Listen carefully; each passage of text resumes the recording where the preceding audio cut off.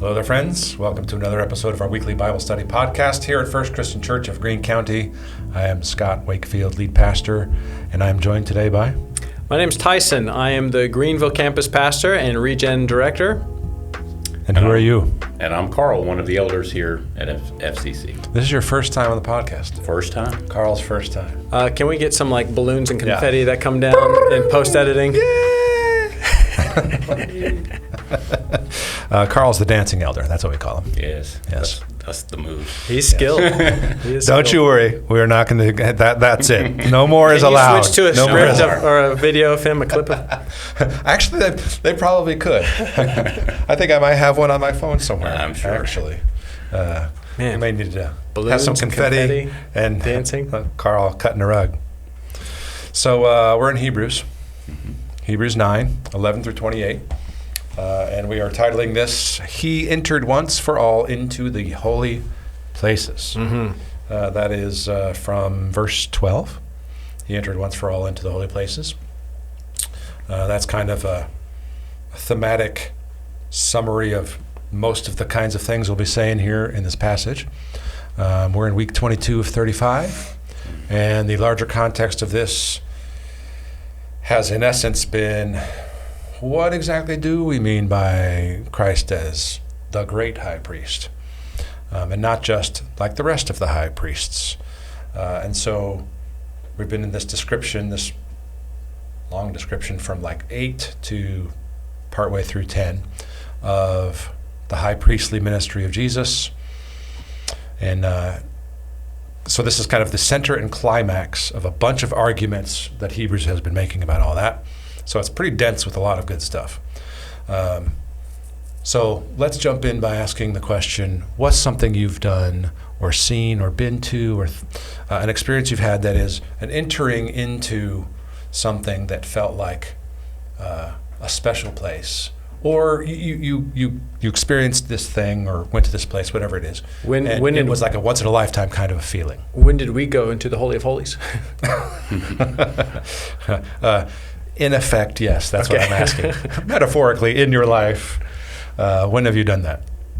I don't have... You mentioned the place that you were thinking about earlier, and I can't think of a human-made place that I've felt that way, except just being in nature, in big, vast places, or even more intimate, like meandering of a stream kind of place that feels untouched by humanity. Nice. It works for me that in that way. I love going to the New River Gorge in West Virginia. We try to get there every year or so. I've heard you talk about it a few times. Yeah, and so and what I love about it is that feeling that I get when I'm there is just how vast it is, how big life is compared to me. Yeah. And so then I get this kind of perspective of the vastness of God in that. Yeah. And so, I definitely can see the people who get hung up with worshiping nature, like I can see where they're going. So you have an inner Henry David Thoreau. If I knew who that was, I might say yes. but the inner hippie comes out. Yeah, a little. Yeah. Not so much that I'm going to, be weird about it, but right. Yeah. No, that's sure. That's true. So I've had quite a few of those kinds of experiences. Who's this guy you mentioned? Not for here. Maybe later. Oh no, it's fine. Okay. He was part of a movement of writers and thinkers and philosophers in America at a time where it's like, we don't need your rationalistic reason. We can just go off into the world and discover ourselves, and our identity is in this place that I go to outside of my home and into the world of nature where God really lives, and I find myself. I can. I'm not feel really doing it all justice, but that's the gist. Yeah, I could feel that, but I'm also going to reject that just in general. Like I got to think through things. Yeah. Walden is his famous work about all that. And for the record, his mom did his laundry, and she lived about like a block away from where he wrote all that.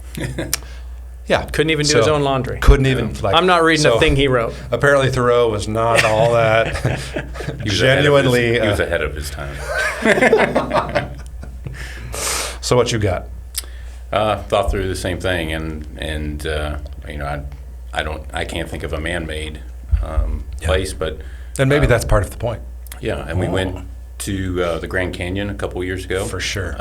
We went to a lot of the parks in Utah, but the Grand Canyon was one that I think Krista and I, my wife, we just sat and soaked in the God's creation and the awesomeness of what He has created, and reminding how big God is. The only other place I would think of is we went to Italy, where my dad's from, a year ago, and just being able to walk some of those same streets or places in Rome, Paul would have walked, and just being reminded of the history there. That was interesting trip as well. Yeah. Mine is a little more earthy and relatively dumb compared to both of yours. Oh, yeah? Yeah. Yours were good. They were good. Yes. But mine is going back to Wheaton College, to sacred East Macaulay Field, where my blood, sweat, and tears were soaked into the ground. Literally? You got some Literally. blood in there?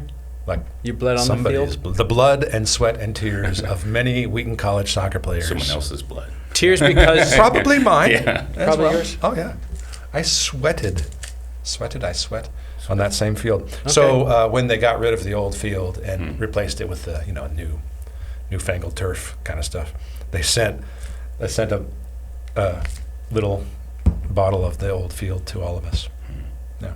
Nice. So the last time I was there, I walked in and had this sense of, yeah, kind of a Interesting. holy place kind of feeling. Interesting. Yeah. Feels like you need to start a collection of dirt samples from other places too that you like. Never mind. That was just a dumb idea. But I did have a sense of, like you were talking about, history, those who have gone before, the many who were on teams before me, Sure. and witnesses who've come before in the Christian life similarly, and God's work in our place in it all. In that way, it kind of makes our examples dumb because we're not thinking of anything about the That's right. You were just thinking about yourself. right. Yeah, yeah. No, Just he the mentioned the the history. trees and the nature. I had a little bit of both. Oh, okay. I didn't. So really what we're saying is best, good enough, not so good. So let's get into the text. Hebrews 9, 11 through 28. Kind of a long section. So we'll break this up into 4 sections here, 4 headings. The first is 11 and 12, Christ's decisive entry securing eternal redemption. And then we'll do 13 and 14, where Christ's blood alone deeply cleanses our conscience. And then 3 is 15 through 22, Christ's death ratifies the new covenant promises. And then 23 through 8, Christ's once for all sacrifice fully removes sin and guarantees his return for believers. So somebody read for us 11 to 12, and let's jump into Christ's decisive entry secures eternal redemption. All right. I'll give us. I'll read for us. You said 11 and 12. Yep. But when Christ appeared as a high priest of the good things that have come, then through the greater and more perfect tent, not made with hands, that is not of this creation, he entered once for all into the holy places, not by means of the blood of goats and calves, but by means of his own blood, thus securing an eternal redemption. Cool. So verse 11 here starts with a contrast, but when Christ appeared, meaning contrast to something that was coming before. Previous section 9, 1 through 10 is speaking of how the temple sacrifices did their thing, but they didn't do everything. In fact, verse 9 says, according to this arrangement, the way things were in the first covenant, the old covenant, temple sacrifices, according to that arrangement, gifts and sacrifices are offered that cannot perfect the conscience of the worshiper. But they deal only with the food and drink, various washings, regulations for the body imposed until the time of Reformation, which happens beginning here at verse 11. But when Christ appeared. So that obviously is stated as all of time, space, and matter are divided now from BC and AD. What else we see here in 11 and 12 that make this point that Christ's decisive entry in history secures for us an eternal redemption? The first part, but when Christ appeared as a high priest of the good things that have come, we were talking about how those good things is a call back to some previous verses in chapter 8, where verses 8 through 12. This is a what is this? Hold on. Cited from Jeremiah 31, chapter 31, verses 31 through 34, talking about the new covenant that God is going to make with his people and all the parts of that. And so They will all know me. I will be merciful toward their iniquities. I will write my law on their hearts, take out the heart of stone, put in a heart of flesh, which is pointing to this cleansing of the conscience and the new heart to obey God from his spirit. Sorry, go ahead. No. That's some of those things about the new covenant in chapter 8. I will be their God, they shall be my people. And so this is saying that he's the high priest of these good things. Nice. Yep. Then we see through the greater and more perfect tent. What kind of an argument is that, Carl? I'm not going to pronounce that word. Yeah, you are, sure. It's the 80-40 argument. Yeah, Oh, A-for-Ti. A-for-T-I? Yeah. A fortiori, yes. How much? Yeah. From strength to greater strength. To greater how much strength. more, how much greater, yes. Yeah. So the greater, more perfect tent, not of this creation, Right. which means it cannot be destroyed. Yeah. So it's in any place that is secure, and it's going to have meaning to these first century believers because pretty soon the temple is going to be destroyed, and they're going to be reminded of these words that this new covenant is in a greater and more perfect tent. Yeah. Yeah. They would have been, Hebrews is written to not just Jewish Christians, but largely those who became Christians were previously Jewish. And so they're used to these temple sacrifices in the system, and they're used to it not working, and yet being tempted to continue to go back to it, which is part of why Hebrews is written. All the more would that be the case in AD 70 when the temple is destroyed Yeah. in Jerusalem. Yeah. And just in case someone's listening and they're like, what is this tent that it's talking about? It's talking about the dwelling place of God, like the heavenly dwelling place, Nice. not some other tent. Right. Like Jesus had some kind of special tent. Right. Well, it's a greater and more perfect tent. Right. One that can't be destroyed, as we've been saying. Yeah. Yeah. And so he entered, verse 12, once for all into the holy places, meaning that greater, more perfect tent. So the earthly tabernacle system, tent, temple, sacrifices, holy of holies, those were pointers to what Christ would do with God to secure forever, can't be destroyed, dependable, eternal redemption. Once for all, meaning he permanently accomplishes salvation for all who are trusting in his sacrifice for them. I think we're going to see this once for all theme a couple more times, aren't we? Yep. Very important idea, very important theme. When we look at the old system and just ongoing sacrifices every single day, and Christ's value so eternal, so great. That's good. That's all it needed was And one. That's it right. calls back to chapter 7, verse 27, Yep. where it says he, Jesus, has no need, like those high priests, to offer sacrifices daily, first for his own sins and then for those of the people, since he did this once for all when he offered up himself. Yeah, and the when he offered up himself part will also be touched on here. Point being that he is not just the priest doing it, he's the great high priest who is also the sacrifice. He offered himself. So his blood is the offering, which makes effective his perfect sinless life. Yeah. Yeah. And we can remember the high priest had to atone for his own sin before he could atone for Nice. Yeah. the sin of the people. Yeah. Christ has no need for that. Yeah, and the writer of Hebrews is going to continue at that point, like you said, in verse 25, verse 26, 27, 28, 10, 10, 10, 12, 10, 14. He just continues to hammer. This is a once for all, single offering. You can't get that far ahead. We're not in 10 yet. it's it's a radically new and different idea than these people had grown up with, and the temple sacrifice and system meant for them. Yeah, it's a radically new idea. Yeah. It's not all that radically new for us as like Gentile, non-Jewish Christians, but it's important for us to understand, even for ourselves, because I think, as we'll continue to say here, we have been setting up temple sacrificial systems for ourselves, whether we like it or not, because that's what the human heart does.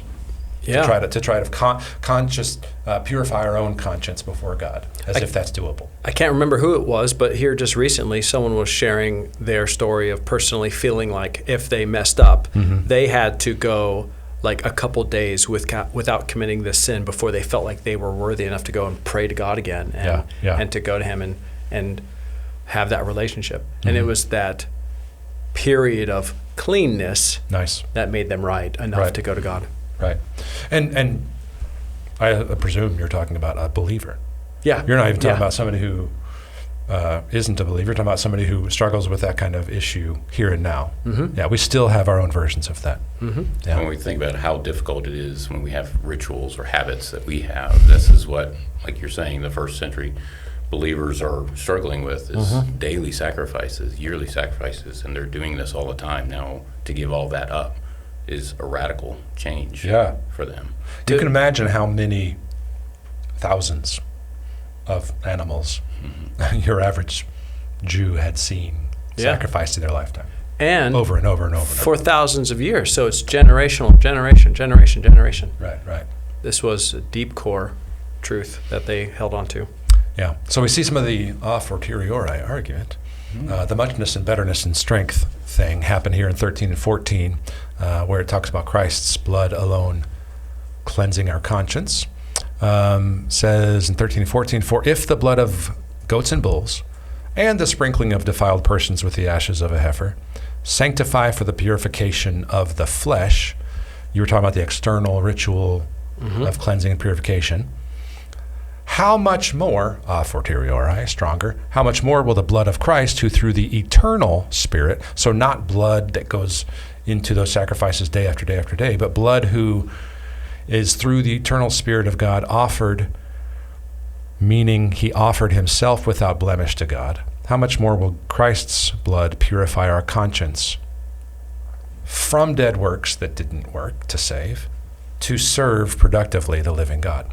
I'm kind of fascinated by how the purifying of the conscience here in verse 14, the agent of the purifying of the conscience, the one who's doing the action, is the blood. I mean, yes, it's Christ. Yes, it's God the Father. Yes, it's the Spirit. But the focus here is on the blood itself. That's what had to happen in order for what God had been planning to happen, but didn't happen in the temple sacrifices, meaning our conscience is purified and our hearts are made new through God's Spirit so that we would serve him out of life, out of freedom, out of victory from sin. Yeah.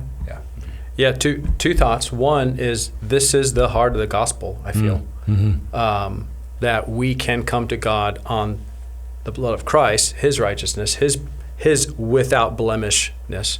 Nice. And not our own. And so our conscience is cleared. And then number two, it doesn't stop there. It moves on to produce fruit. To produce works that aren't dead. Apparently, and that's written in here as if apparently that was the goal. Yeah. Or one of the main goals anyway. Yeah. Obviously to be in God's presence forever, but in the here and now to be purified from dead works to serve him. Yeah, we move from work to work. Nice. But what motivates our work changes. Yep. Right. A gratitude, a love for what Christ has done for us rather than a need to cleanse ourselves or to deal with sin to earn our salvation. Yeah. So we can't come to our salvation and say, okay, phew, my conscience is now clean. I can now go and do nothing. I can now go rest because that's not the continuation of the point. 15 to 22. It's kind of a longer section here. A little bit complicated, but we'll explain as we go. Point being that Christ himself ratifies, confirms, establishes the truth of the new covenant promises, which were always a part of God's plan. The relative ineffectiveness of the first Old Covenant wasn't to be the whole picture. It was to show us our sin and to show that we need God, and to show that the decisive coming of Christ would be the promise that would continue. So, 15 to 22, why don't you read and get us into it, Carl? Sure. Therefore, he is the mediator of a new covenant, so that those who are called may receive the promised eternal inheritance, since a death has occurred that redeems them from the transgressions committed under the first covenant. For when a will is involved, the death of the one who made it must be established. For a will takes effect only at death, since it is not in force as long as the one who made it is alive. Therefore, not even the first covenant was inaugurated without blood. For when every commandment of the law had been declared by Moses to all the people, he took the blood of calves and goats with water and scarlet wool and hyssop, and sprinkled both the book itself and all the people, saying, "This is the blood of the covenant that God commanded for you." And in the same way he sprinkled with the blood both the tent and all the vessels used in worship. Indeed, under the law almost everything is purified with blood, and without the shedding of blood there is no forgiveness of sins. So, verse 15 says, therefore, because of all the things we've already said about who Jesus is and what he's done, he is himself the mediator of this new covenant, so that those who are called by God, those who are called by faith in Christ, may receive the promised, here's the word eternal again. You talked about unshaken before. It's called an eternal redemption in verse 12. The eternal Spirit of God in verse 14. I think eternal shows up later, maybe. Or am I making that up? You make a lot of stuff up, Scott. Yeah, right. Like the idea that it is there in idea form in terms of the once-for-allness and the Okay, anyway. Verse 26, once for all at the end. No, never mind. Well, at the end of once for all is eternality as an idea. So there in verse 15, it's saying, of course, because of all those things, we have an eternal inheritance. Why? Because a death has occurred that redeems them from the transgressions committed under the first covenant. A death has occurred that redeems us from the sacrificial system representative of us being condemned under God's law. So, what do 16 and 17 and all that testament will involved? What's going on with those weird verses there? Yeah, I think I like the example of the will because it's saying at the time of death, you think of a human will, we write up all the arrangements are secured by the testator, the one writing the will, the one who has makes the arrangements, and then the beneficiaries need only accept the terms, and that only comes into effect at the time of death. So I think it's pointing to the death of the one who made it must be established. Sorry, go ahead. Established. So once that death has occurred, then all the things that we had, so even those first century believers and before, are now falling under this new covenant and receive their inheritance. So everything is pointing to the death and resurrection of Christ. Yeah. So,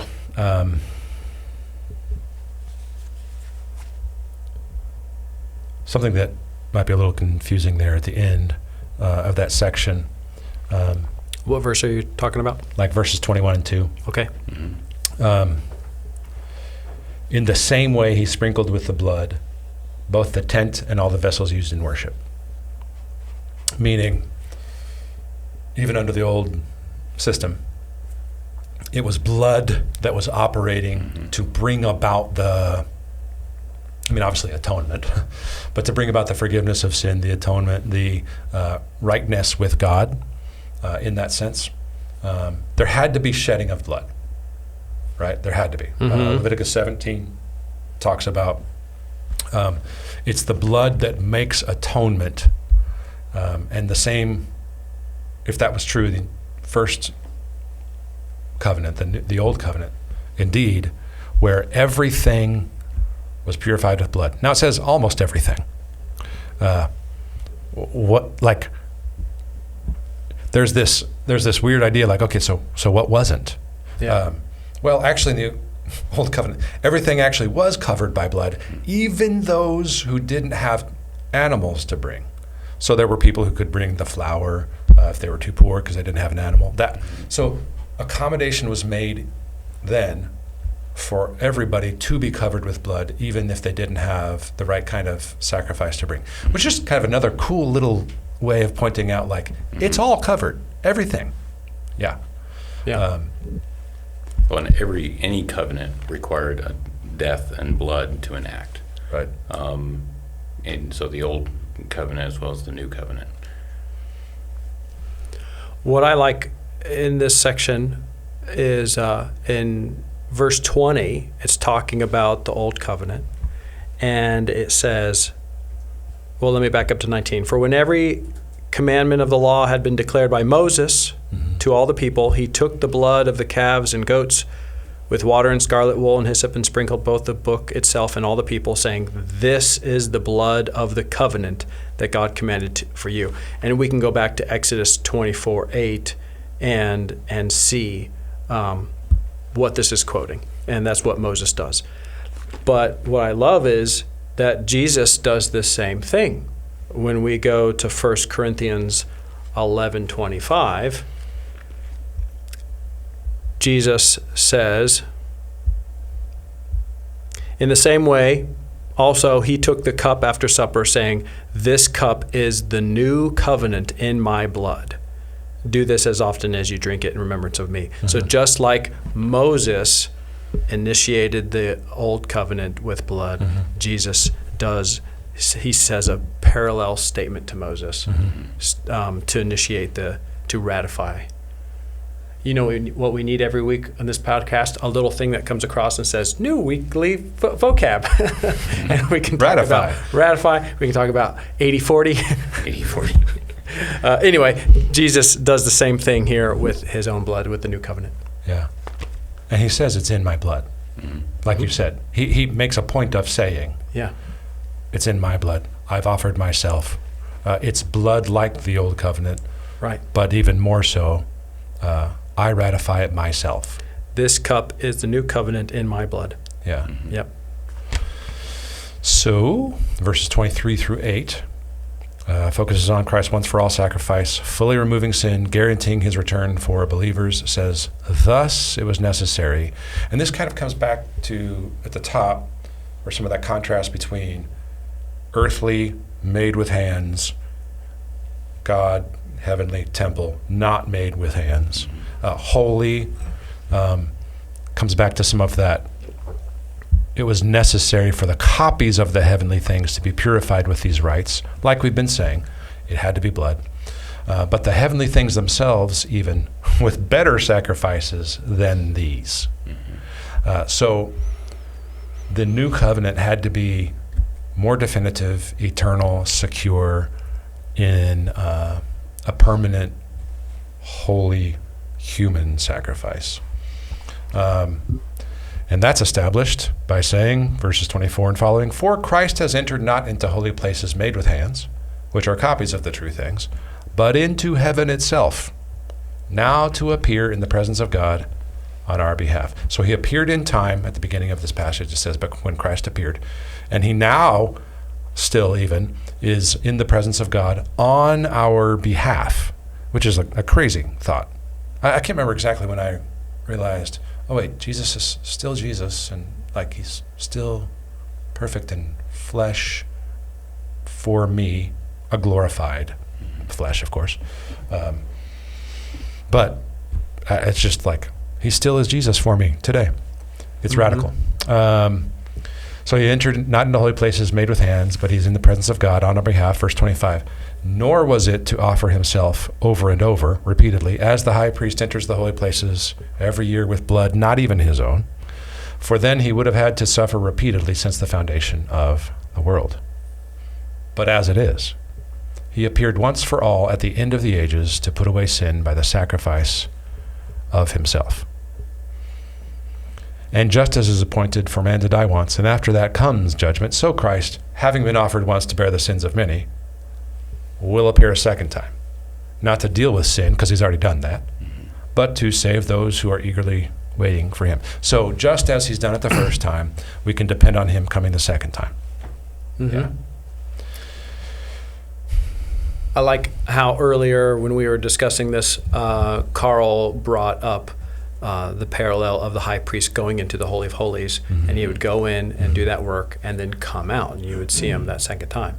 And so once his mission was done in the Holy of Holies, Right. he would return. And so Christ is there mediating on our behalf, offering his blood Right. for the saints. And when that is complete, when all the elect have come to faith, then Christ will return. At least that's what I'm drawing from this parallel. Would you nuance this or adjust it? Oh, I think you're right, and I think that unlike some of what we were talking about earlier and what you're referring to, Carl saying, and you talking about now, unlike the priest who came back would have to do sin atonement stuff again, Right. right? Like, unlike that, he's the point is being made that he's coming not to deal with sin. That's already Right. been That's done. already been dealt with. It's already been done, but to save those who are waiting for him. Yes. It's hard for us to get our minds around this in practical terms as Christians, because it's kind of easy on the one hand to take for granted that this is true about who Jesus is for us. But at the same time, I think it's important for us to think about the idea that we do not need to relitigate things. We do not need to sacrifice for our own sins. We don't need to do any of that. It's already been done for us decisively once for all. And that I think you alluded to this earlier. You both had versions of it. But our conscience is cleansed. Our heart is new. And so we can live from freedom because of gratitude. I mean, like, what else is there? There's not I can achieve something and relitigate and re-sacrifice. It's just gratitude. So it's amazingly freeing to realize the extent to which his righteousness that has been our atonement means this greater, better high priest eternally has died once for all of my sin. I mean, the passage says it over and over again in a bunch of different ways. It's eternal redemption. How much more will he? He himself ratified it through his blood. He was offering himself.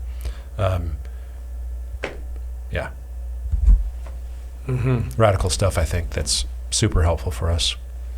I think how for the first century believers, how radical that would be as well, is to think this is a sacrifice that does away with sin. I don't have to daily and yearly ceremonially cleanse myself, and I'm not really doing away with it. I'm just kind of washing it over, and there's still a conscience that needs to be purified, and now I have a means to do away with it. Do away with it theologically and spiritually, but also practically.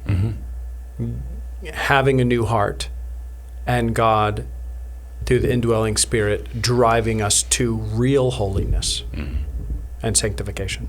Yeah, there have been a number of ways that I've had to apply this in my life with sin patterns, where I had to learn the shame and guilt and that I try to impose on myself for the wrong deed or thought is not how I get better. It's not how I learn to live to serve the living God. It's get back to, but wait, Christ died once for all. That includes me. So there's victory there that I have to focus on in order for me to get back quicker to living what I want to do that I know I didn't do. I mean, it feels and sounds counterintuitive to so many of us because we grew up in so many things where there are systems of sacrifice that are imposed on us by others, that we impose on ourselves and on others. So I, quickly thinking, get my head and heart back into the Word, back into the truth of who God is for me in Christ, and that as I latch onto that and understand more deeply what that meant for me, that my conscience is clean means I can live from freedom. Because nothing I'm going to do from my own imposition of shame and guilt is going to change that. It's just not. The new heart realizes who Christ is and what he's done, and that's where I live from obedience. Yeah. It's counterintuitive for so many people, but I think it's radically important for us to understand. Yeah, you're not going to crucify Jesus again. It's not going to happen. You can't. So stop trying. Okay, I'll stop. Any other last minute thoughts here for us? Practical terms? No? I'm satiated. I think we're good. Join us next week.